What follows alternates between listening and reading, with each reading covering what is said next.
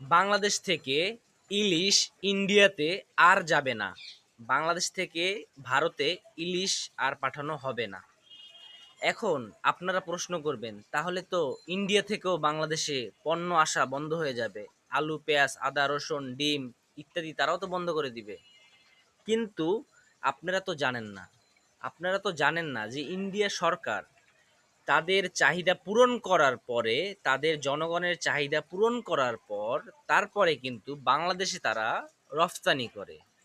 আর সেক্ষেত্রে বাংলাদেশের সরকার বাংলাদেশের চাহিদা থাকা সত্ত্বেও বাংলাদেশের চাহিদা পূরণ না করে তাদেরকে ইলিশ রপ্তানি করতেছে। তাহলে ভাই এখনই বলুন যে কারা সুবিধাবাদী, কারা সুবিধা ভোগ করতেছে? বাংলাদেশ সরকার বাংলাদেশের মানুষের চাহিদা পূরণ না করেই তাদেরকে পাঠাচ্ছে, আর ইন্ডিয়ান সরকার তাদের চাহিদা পূরণ করার পরে বাংলাদেশে দিচ্ছে।